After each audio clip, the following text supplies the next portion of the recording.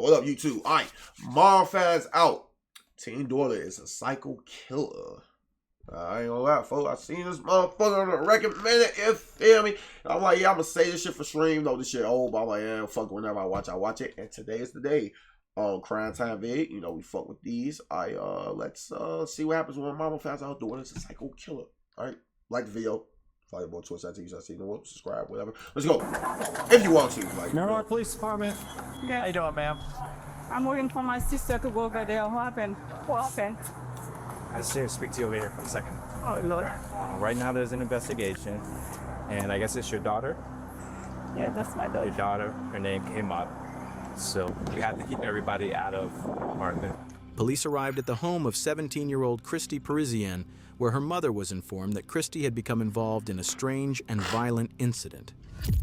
About an hour earlier, officers had discovered the body of an 18-year-old boy named Dwight Grant near a nearby apartment complex, brutally stabbed to death. Oh my God. Can you guys go back inside for me?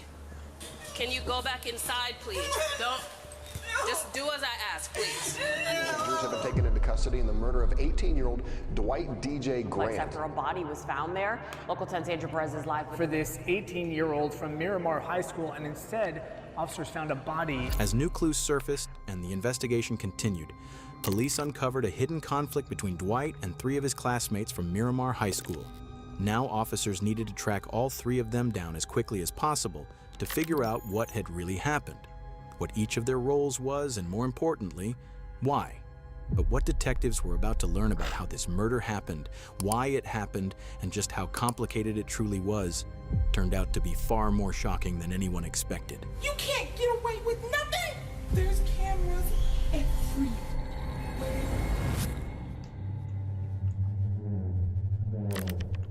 GG's, folks.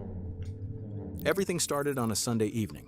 On October 17th, How was your bad about this backdoor ass shit? a nurse named Malene Emile noticed something was very wrong. Her 18-year-old son, Dwight Grant, who most of his friends called DJ, hadn't come home that day. DJ wasn't the kind of kid who disappeared without saying anything. He was responsible, focused on school, and always kept his family informed. His sudden silence was completely out of character. This was the beginning of a terrifying mystery for his family. No matter how hard they tried, no one could get in touch with DJ. He wasn't answering calls, he wasn't with any of his friends, and no one had seen him. By Monday morning, the worry exploded. DJ didn't show up to any of his classes, something that never happened. His teachers noticed immediately, his friends noticed, and his family knew something was seriously wrong. His family and friends checked every place he might have gone, called every person he might have been with, drove through neighborhoods, handed out flyers. Nothing. Police even went to the high school, hoping someone there might know where he'd gone. Officers spoke to students one by one. At this point, even the smallest detail could be the clue they needed. Anxiety and depression, so like he would. He has anxiety? No, I have okay, so he will check on you. Yeah. Do you know the girl that he's talking to or trying to talk to? No. No, you Me just and have a both, shorty. girlfriend? Not to my knowledge, no. No? Okay. Right. All right. So you haven't seen him? What's up, man? No, everything good? Okay. Okay, so you haven't spoken to him since. Is this his behavior? Like, does he do it? He's a good kid? He's a good kid. He doesn't drink. He doesn't smoke. He goes out. He has a plan. He goes out with his friends. He calls literally all of us all the time to let us know, like, what's up, how you are. Okay. All right. To everyone who knew him, DJ was quiet, calm, and spent most of his free time gaming. He wasn't the type to get into fights, he didn't cause trouble, and he had zero history of reckless behavior. Like me for Nothing in his past suggested he'd ever Besides the reckless disappear behavior or part, end up but, involved in something dangerous. The search for DJ continued through Tuesday of that same week. Then, around 2 p.m., while officers were canvassing the area near Sherman Circle North, a quiet neighborhood in Miramar before all this, they made the worst discovery imaginable. Hidden in the bushes beside an apartment building, police found the body of a young man. Hell. Let me step back. The body was found just outside the apartment building where DJ lived. All that time, he had been there, right near his own home. Hell. Officers were led to the body by scattered bloodstains on the sidewalk. From an initial examination, the body had 2 fatal stab wounds, one to the neck and one to the chest. A knife was also found nearby, hidden in the bushes next to the body. Can you go back inside, please? Don't. Just do as I ask, please. In a few minutes, an officer will come talk to you. Go back inside. That is, so I pray, like, I'm sorry to every, like, mother or just parent in general that's ever had to fucking go through some shit like this, yeah. Oh my God, man. Listen, I can't answer anything right now. I just need you to go inside the apartment and stay there till I can get somebody to come and speak to you, please. Listen, what did I just ask? Just give us a few minutes and somebody will come and talk to you. Just give me a few minutes. Go ahead and go inside. After speaking with DJ's family and asking them to remain patient, officers immediately blocked off the area surrounding the body and began processing the scene for evidence. 4 officers were on scene working to secure the area, search for evidence, and confirm the identity of the victim as quickly as possible. ¿This all happened aquí abajo? Aquí abajo. Sí. Ahí abajo del stairwell que está ahí había mucha sangre, and you can see that probablemente están tratando de limpiarlo. Hay una cámara aquí, hay 2 cámaras aquí, y hay una cámara en esa esquina donde lo tiraron. Sunday. On Sunday, he went missing Sunday. Miramar is a quiet, close-knit community where news spreads fast. So when word got out about the brutal discovery of an 18-year-old's body, tips started pouring in almost immediately. Several people came to police headquarters, hoping the information they had might help. Among them was a woman who walked into the lobby holding her teenage niece's phone. She wanted to tell police about a private group chat that had caught her attention. At the time, officers had no idea that this small piece of information would end up being the key to solving the entire case. Can you just give me a brief rundown? I'm so sorry. I know I'm seeing on the news that they found a body over by Sherman Circle, and they keep showing the picture of the kid that goes to Miramar High, saying they can't guarantee that it's him, basically, blah, blah, blah. Okay. But on my niece's phone, all the texts are coming through that they're her friends. There's people from school there, and they know it's him. I just came here because my niece was telling me that she had got these texts from this girl yesterday from the modeling, and she said it was the most traumatizing day of her life when she seen him yesterday, which would have been Sunday. Yeah. So in my mind, 1 and 1, I'm not saying she did anything, but I'm not saying I can't come here and not show you either, because she keeps saying, tells everybody in the how many people she's killed and she's in a gang. I mean, and it could be just to be, you know, cool or to be tough. But you never know. It's like, you know, the same thing. I don't want the text messages here. I don't want them to show my nieces. I don't want her. Like her to associate with. Okay. By the next day, Wednesday, the victim's identity was finally confirmed. The body belonged to DJ Grant, the Miramar High School student who had been reported missing. And Nicole, there are still so many more questions than answers at this hour. Our officers came out here because they were helping the search for this 18-year-old from Miramar High School, and instead, officers found a body in the bushes. Now, police had to start putting the broken pieces of the puzzle together. The evidence from the crime scene, and more importantly, the group chat that the woman had brought to them. Inside the chat, police found disturbing messages linked to 3 teens, 3 names that within hours would become central to the investigation. 17-year-old Andre Dexter Clements, 16-year-old Jaslyn Smith, and 17-year-old Christy Parisian. Without wasting any time, officers began tracking them down. Christy was the first person police went to. Miramar Police Department. Yes. How you doing, ma'am? So, right now there's an investigation, and I guess it's your daughter? Yeah, that's my daughter. I might have a bomb, but you already knew. We're gonna have to do this. We're gonna have to keep you out of the house for now. Me? Yes. Nothing that has to do with you personally, but we have to keep everybody out of the apartment. So if there's anybody else in there that's in there. No, the sister, she's at work right now. But nobody else is inside? No, only 3 of us. You got shoes on? Okay. So we have detectives that are going to get a search warrant. Okay. So right now, we're just going to make sure nobody's inside, and then we're going to close the door. And then we're going to wait for the warrant to get here. And When I come back. when who? When I come back, no? As soon as you're done with the search warrant, then Today, go back no? in. Can I take my phone to call my sister? Is okay? Take my phone? My phone is right there. Can I call her? Because I'm working on her to Well, right now at this point, I feel bad for this lady, Chad. I do. Everybody can go back inside. Chad, she got some bitch ass, lame ass daughter. We really got to follow Put her protocol. through At this this shit, point, gang. officers didn't have a warrant, so they wouldn't allow Christy's mother to go inside the house. She waited outside with them until another law enforcement member arrived with a warrant. While they were waiting, she told them that earlier that day, Christy had left her a voice message about the murder. Because of that, they changed course and retrieved the phone so the message could be played.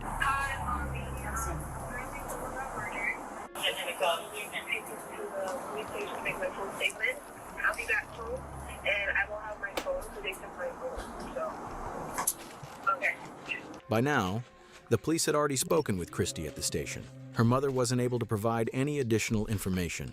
Right. The officers informed her that no one from the family was allowed to leave. So are you going to be around here? Are you sticking around here? Or are you leaving? Leaving where? You're not going anywhere, right? No, I was going to the police station. No, I mean right now. I'm looking for my sister to go to the police station because my sister drives. The next person on the list was Jaslyn Smith. The officers tracked her down and managed to find her around 11 p.m. that same night.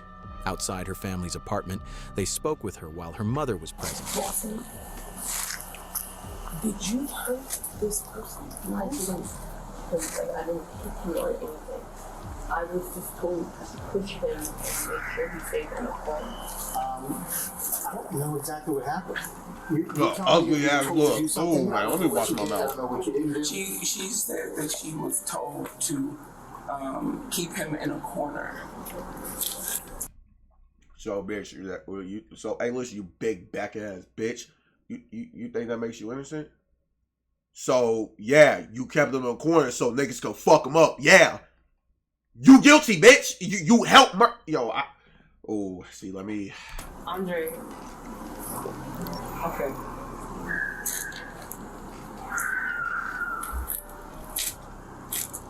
Andre told me that somebody had pissed him off, that somebody was messing with somebody else's girl or something. It had to do with some type of chick. Oh, wow. I knew it. What I said, that Chad? he was upset and that he needed some backup for his fight. He told me it was just a fight. Jaslyn had been told to trap DJ in the stairwell. Andre needed backup for the fight, which was apparently over a girl, Andre's ex, who was now involved with DJ. Yo, honestly, folks, I want to just say something. Like, I just find it very, very, very strange that, like, and funny. It's like, niggas that get killed over bitches. Like, I knew it was going to be on some back door and that shit. What did I say, Chuck? Because, like, I just know that's how these stories always play out. You got the fucking tender dick ass, jealous ass, lame ass, fucking bitch ass boyfriend. Oh, shit. I just fucking burped my shit. Oh, fuck. My fault. I'm drinking this shit, Chad. It's carbonated, so it's like, you feel me? My fault. Like, you got the bitch ass, lame ass, fucking ain't shit ass, lame, fucking incel ass, insecure ass boyfriend. Mad still that his ex moved on to another nigga. So he's like, oh, I'm for this self and fucking kill this. Like, folks, why does that always happen, folks? It's like the same exact story all the fucking time, folks. Innocent niggas dying over fucking, over bitches. Like, so I be saying, man, niggas, y'all gotta be careful out here, man. You guys don't have to stay here. You do not have to talk to me. Are you gonna arrest my child? No, I'm not gonna arrest your child. I want to hear what she has to say, but I wanted to reiterate because I said it to you and she wasn't here. He told me to dress up in all black and follow him. Andre? Yes. I want to do rag and everything. He just said, do this for me. Just help me out with a fight. We're fine. We walked all the way there. And we walked up the stairway. And Chrissy was there. Chrissy had seduced him from what I know. I told y'all niggas, yo, chat, what did I say in the beginning of this vid? I said, watch this be a backdoor ass story. I know it's about to be on some backdoor ass shit. Yo, chat, so all my niggas, gang, I'm talking about niggas now, chat, my niggas, listen to me, okay? Listen to me good, okay? I really want y'all to listen to me. Stop thinking with y'all dicks. This is what happens when you think with your dick. It gets you in fucked up ass situations like this, folks. For example, this young man right here, unfortunately, got his life taken over because of a bitch ass, like I said, insecure ass nigga who don't know how to control his feelings and was jealous because he saw his ex doing good with the next nigga. So he like, okay, fuck it, I'm finna go whack his ass because, folks, niggas are weird now. Crazy people, all my niggas, stop thinking with y'all dicks. These bitches don't love you. They will really dole your ass. This bitch really doled this nigga.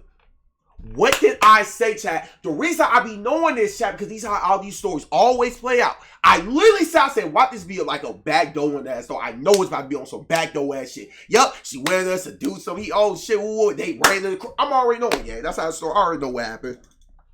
Long live DJ, man. Dying over pussy, yo. And these bitches be doing this shit like willy-nilly, like that shit fun, bitch. You how do you sleep at night knowing you be setting niggas up to get murdered or robbed and shit? Even if I don't get murdered, you set me up, get my ass beat, robbed, all type of shit. You sleep well at night? Oh shit. You sleep well at night, folks? Niggas ain't shit. I'm busy. What up, Roy? How you doing? Are you losing them new emotes? Oh, vote now. Damn, man. I was trying to just pretend and forget that it didn't happen.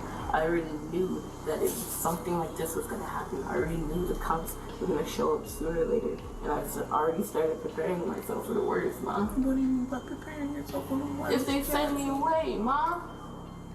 According to her, the mastermind behind the whole murder was Andre. He even picked out the colors of the clothes, and the plan was just a fight. Jaslyn clearly tried to downplay her own role and choices. But over the next half hour, the officers, and even her mother, would unintentionally learn the truth from her words, shocking them to their core. Things her 16-year-old daughter had done were far beyond what her mother could have imagined. Detectives were still putting the pieces together with no clear reason to make an arrest. But Jaslyn knew what was coming. She knew there was no escape, and she had already prepared herself for the worst. Because by everything I've already said, I'm an accomplice, and I know this, but I'm sorry. Come here, I can't. Come here, yo.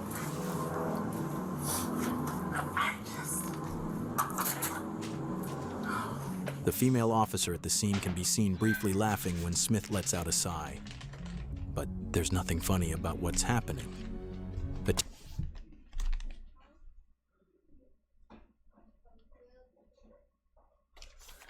and right, how can I forget? Still got the corrupt ass, bitch ass fucking cops.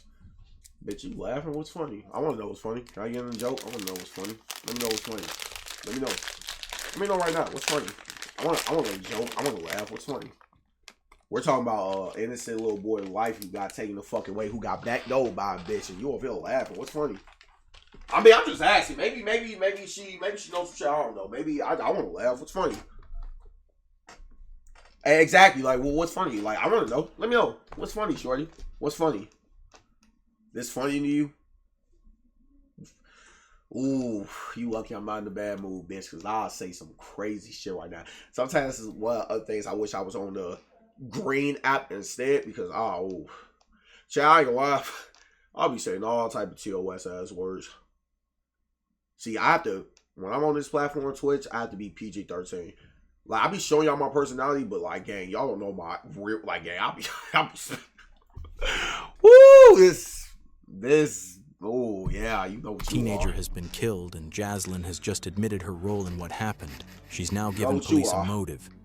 Andre had found himself in the middle of a high school love triangle between DJ and his ex-girlfriend. That's when the dark thoughts started, and the plan began to take shape. A plan that would need help. Before Sunday, before any of this began, Andre had reached out to her. He told her about the planned fight and the help he needed.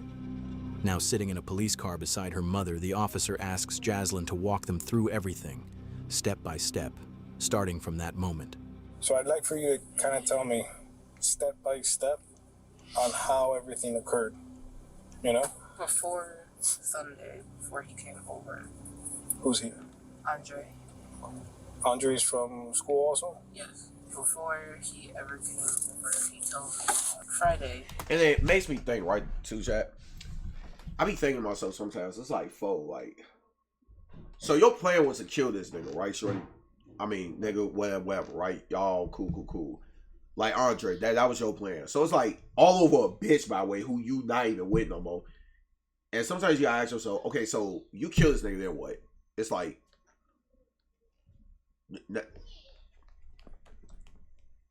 now what? Like, you doing all this for a bitch who's not even gonna get back with you, who left your ass. It's like, now you go kill this nigga. Now what? Like, what do you do now? Like, gang, chat, please, all my niggas, stop thinking with y'all dicks. This is what happens. I say this all the time. I know this personally. Stop thinking with y'all dicks. I know so many niggas personally in real life, chat, who got fucked up because they was thinking with they dicks because they ass got backdoored and set up by a bitch. I'm telling y'all, chat. So all my niggas, please be careful. Please. I have so many horror stories. Please, gang. Please be careful, folks. These bitches is weird, gang, and these niggas be so fucking insecure and can't control their fucking feelings. So, hey, oh man, I'm about to go kill this nigga. He whipped my bitch. Gang, that's not your bitch no more. Y'all, like, y'all, folk. I hate niggas. I really do. I hate niggas. That's why I say so all the time, child. I hate niggas. I really do, folk. I hate niggas, folk. I know a lot of niggas, gang. I know too many. Way too many, folk. Fortunately, some of them situations ended up bad, unfortunately, but, you know. Oh, I hate niggas. I do. I hate niggas. I hate niggas. Friday. That Well, very territorial creatures. I agree with that. It is by nature. We just horny as fuck, but gang, that's why gang, my niggas out there, like, I understand you horny, woo, gang, but stay on your P's and Q's, gang. Like I said, this little motherfucker down here, folk, between your legs, gang, will get you in a lot of fucked up ass situations. You see what happened with Tyler, for example. I can use him for example. See what happened with Tyler? Him thinking with his dick, gang, almost got his career ruined. He got a fucking whole fucking sexual assault allegation thrown down by a crazy ass fucking bitch that tried to ruin him over some fucking money.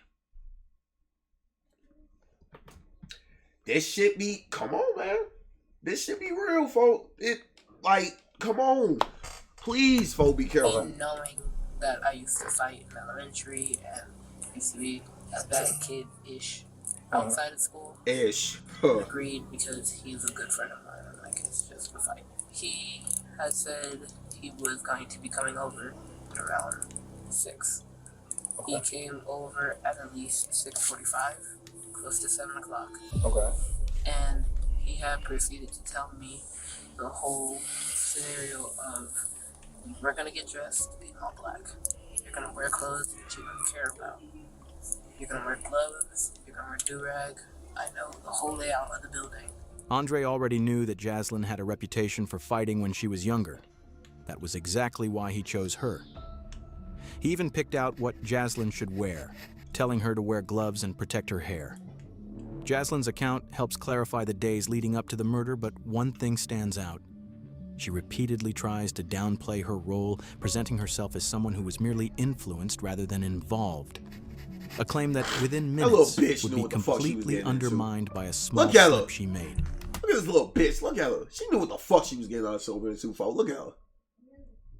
Oh, I already know what type of bitch she was in school. Oh, I went so... Oh, I grew up with bitches like her. Oh, fucking... Oh, I want to say some words. We had gotten dressed, we had prepared. My mom had gotten home. We had told her that we were going to go on a walk. He was explaining to me that the person that me and him were going to fight with, that person who was going to seduce, had messed with a girl that he knew and had, essentially from what I know. And on the way there, he's telling me exactly where we're going to walk, exactly how we're going to walk, exactly what we're gonna do, and we're gonna wait for a signal. And I was like, okay, it's just a fight. But immediately when we got in there, we had walked over to where the stairwell was, while even telling me to move this way to avoid a camera and to avoid pigs. So we had... Yeah, how that worked out for y'all? And that ain't worked out. They got y'all in fucking 4K. Fuck that bitch. They got y'all ass in 10K. That ain't worked out well now, did it? I mean, yo hippopotamus looking ass bitch. And ain't nowhere your ass can have, folks. They couldn't miss your ass from a mile away. Big body, back ass, rectangular refrigerator, belly built ass bitch. What Walked the fuck, up the man? stairs while Chrissy stayed downstairs and made a call. Me and him were upstairs. He's just talking to me. We're relaxed. We're chill. And then he got a signal for Chrissy to walk downstairs. That dope ass shit. It's so crazy how I called this shit. I said, listen, folks, this is about to be a backdoor ass story. Yo, we had walked down the stairs. He had approached. Man, her ass extra fucking hungry, Hippo. And Chrissy had moved back and walked down the stairs.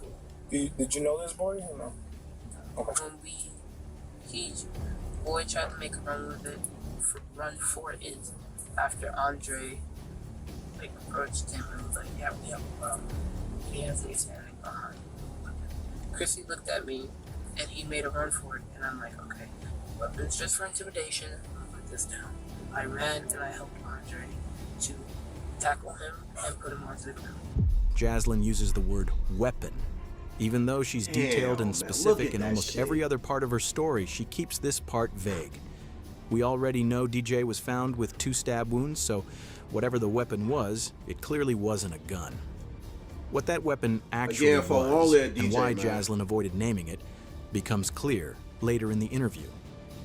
And it's something that will shock you. Andre asked for the weapon after explaining to him that he was going to kill the other boy. He had asked for a weapon, and I just handed it to him because I'm like, I don't know about this, but I'm like, okay, maybe you're joking, because me and Andre are playful. We like to mess around and we do like playful. So, nigga, who you being told to hold down, keep out, you're being told this, right? Let's just go wrong with this. Y'all holding around, this nigga screaming for us, like trying to run away and shit. Y'all holding him down and shit. He says, give me the knife that I gave you so I can kill this nigga. You playing around. Here you go.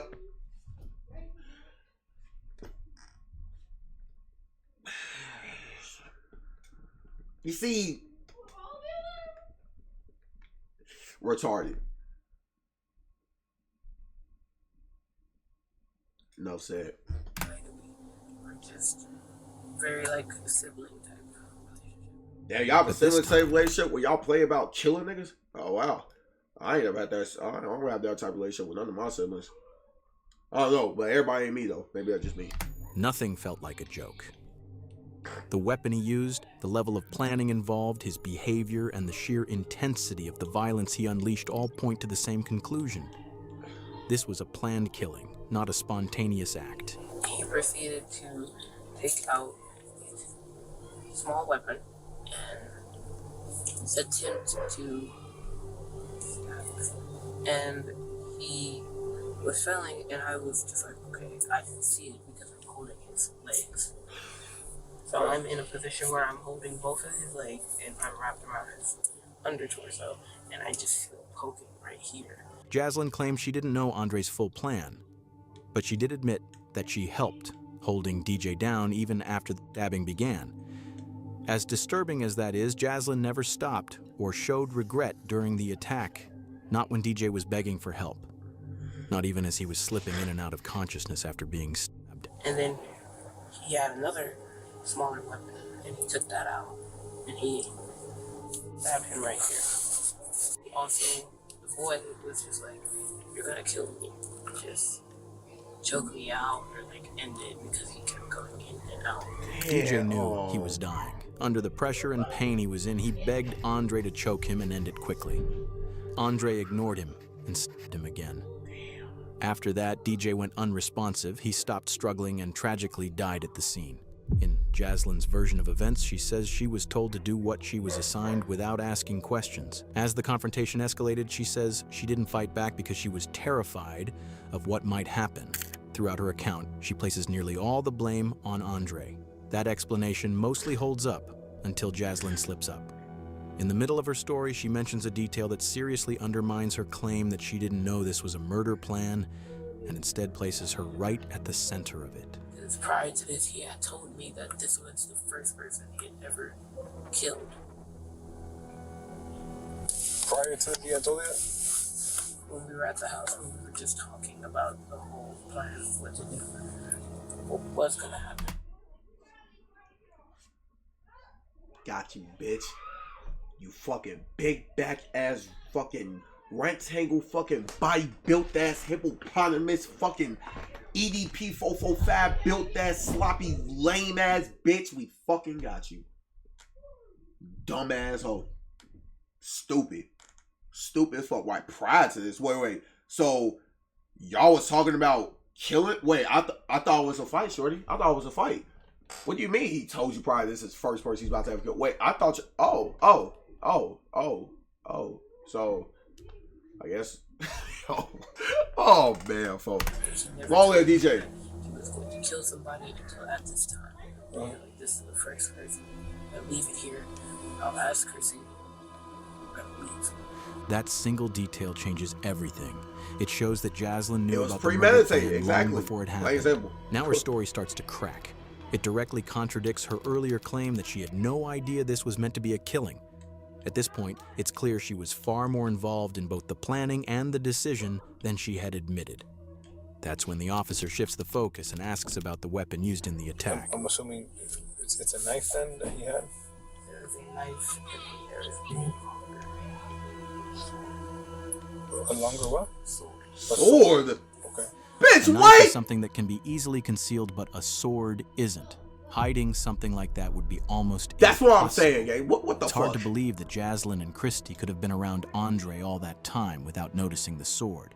Now detectives finally have enough pieces to start shaping a version of events that's much closer to the truth.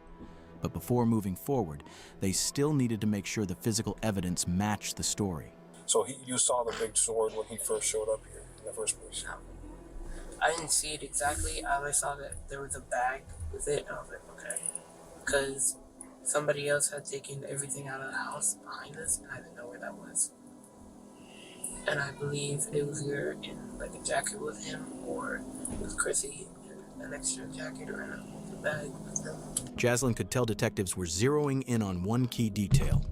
She knew about the sword before they ever left the house, and that meant she knew the plan from the start. She tried to distance herself from it, saying that when they left, Andre grabbed a small knife and a larger sword, but she claimed she didn't actually see the sword at first and assumed it was already in the bag. Detectives weren't convinced. By now, there were too many gaps in her story. The teens believed they had pulled off the perfect crime. They killed someone in broad daylight in a tucked-away stairwell inside a busy apartment complex, avoided security cameras, and left no direct eyewitnesses. If the group chat messages hadn't surfaced later, they might have gotten away with it. But everything started to fall apart after the attack. They dragged DJ's body into the bushes, packed the weapons and supplies into a bag, and returned to Jaslyn's complex. There, they made a serious mistake. In an open, grassy area, clearly visible from nearby apartments, they started a fire and burned the bloody clothes using gasoline. Dumbass. As they sat there, shaken, but still hoping they were in the clear, a security guard spotted them. In that moment, the cover-up ended, and he wasn't the only one watching. Another resident had seen them too and later told police exactly what she saw. The two girls, they were just standing there, but they weren't moving much. The chubby girl, she was just like Yeah, the little hippo. back and forth, but like standing in the same spot but moving a little bit. And then the guy was moving around the fire, just throwing more gasoline. I didn't see their face, but I saw their body shape. And seeing them on the photos, just by her you voice, could I can tell picture, she's you fine could shit. picture them, especially Respectfully, the though, chubby you know, that's it. you could feel the traumatization from them, and you could feel like they were scared. But you I don't could give a also feel fuck like about that shit. Fuck them hoes. they had that energy of the way of thinking. Hope they that ass she croak. deserved. Like you could notice that. Security camera footage from the apartment complex backed up much of Jaslyn's story. The cameras showed the three teens dressed entirely in black as they approached the stairwell where DJ was attacked. One camera even captured DJ Grant's final moments. Another showed the teens dragging his body toward the bushes exactly as described. But as detectives reviewed everything more closely, cracks began to appear. Parts of Jaslyn's version didn't fully line up. Police seized the teens' phones and went through their messages. It didn't take long to find something that directly contradicted Jaslyn's claim that this was only meant to be a fight. One message revealed the true mindset behind the plan. Murder will definitely happen White soon. DJ Grant was killed back in October, and for months now, the 3 teams that are accused in his case have been kept in jail. All the evidence was clear. Within days, police moved in on all 3 suspects. Jaslyn Smith, Christy Parisian, and Andre Clements were all arrested. Each of them was charged as an adult. All 3 were charged with tampering with evidence and conspiracy to commit murder. Christy and Jaslyn were each charged with second-degree murder. Both eventually pleaded guilty and were sentenced to 25 years in prison. Not enough, with an but additional 10 years of probation. Not enough, but Andre Clements, who was 17 at the time, was considered the mastermind behind the crime and the one who delivered the fatal sword strike that killed DJ. He faced the most serious charge, first-degree premeditated murder. On February 18, 2025, Andre Clements, now 20 years old, also pleaded guilty. He was sentenced to 40 years in prison, followed by lifetime probation. Hope they fucking that nigga in though. Hope they fucking give that nigga deep penetrations. No lube either. Just straight in there. Just straight in there. You feel me? Long live DJ. Fuck them 3 niggas. Hope y'all croaking that bitch. You feel me? W fucking vid. Long live DJ. I'm from the grave.